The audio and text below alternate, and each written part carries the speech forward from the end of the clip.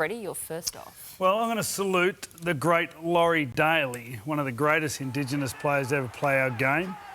Coming as a young bloke, right at the time when the Canberra Raiders were becoming one of the real powerhouses of the game. Was always recognised as an attacking player. This is a try in a grand final. And was an incredible attacking player. But the real strength, I thought, of Loz was his defence. He's a really tough defender.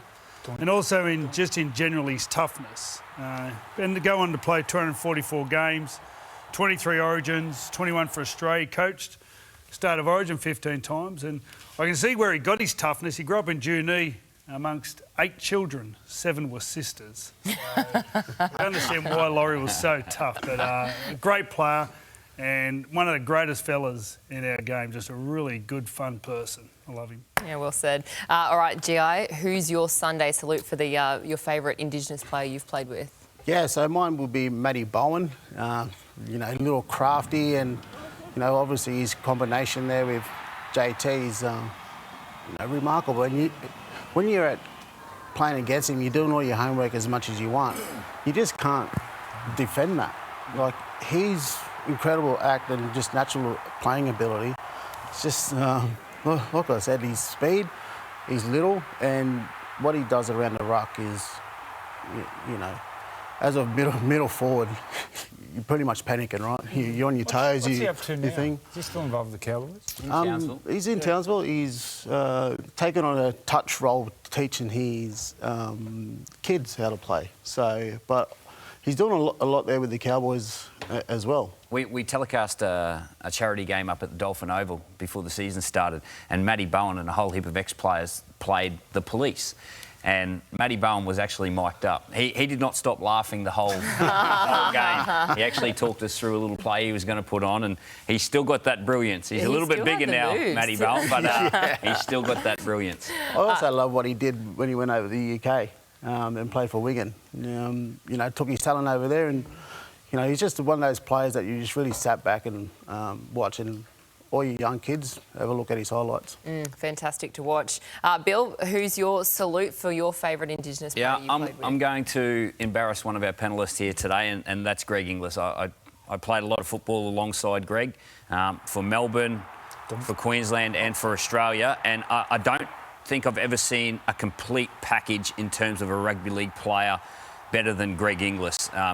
Size, power, speed, skill, understanding of the game, and just had that innate ability to just turn a game on its head. And it didn't matter whether Greg was playing with the number 6 jersey or he was in the number 1. You could put number 10 on his back, and he was just unbelievable. Just made you feel really safe. I think the greatest accolade I could give Greg is whenever we played, Greg played in the left centres the most of the time. I played alongside him, and as soon as the ball went from dummy half towards that way, Cam, Coop, myself, didn't matter what team we were playing for, we'd just start heading down the middle of the field. And just knowing Greg would do something, create a line break, and the ball would come back to us. So, yeah, we just got used to Greg turning a game and creating something out of nothing and setting us up and making us look good. Now, you won a grand final playing 5'8". You know, everyone recognised you as a fullback and a centre. Did you like playing 5'8"? Oh, look, it was a bit more getting used to the front line and adjusting, but, you know, we had Matt Guy there at the time who could be the backup 5'8" at the time, and, you know, Craig had faith in me, and so did the boys, and, you know, I also had Cooper inside me, coaching me as well, so it was just persevering with it, and, you know, going there, it was a bit of a shock, but, you know, I think the boys just wanted me with their hands, balling my hands a little bit more. So, look, I loved it, I enjoyed it, and it made me more of a better understanding of the game and seeing what actually goes on with the organising skills. But yeah, it's 2-3 years I think I played there. But yeah, big pre-season, had to get a lot fitter. So. What did you weigh then? Like when we saw the highlights at 5'8", what were you weighing then? That was 07. 07? 07, 2007, sorry. Yeah. 98, maybe 100. Yeah, right. Yeah, and probably get to wearing the number 10 at the back end of your career. So. They ripped the zero off.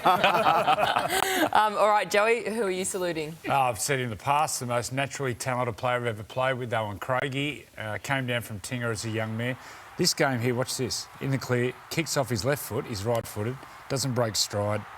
He was playing fullback this game and killed him. As I said, most naturally talented player. Doing great things now in the community. He's got a thing called Your Bucket List Disability Services, support for families with disabilities. That's Your Bucket List, you are. One word. Adam Muir, who we won a comp with, Mark Glanville, they're involved, but the most naturally talented player, good fella, Owen. I was talking to him yesterday. Yeah, well.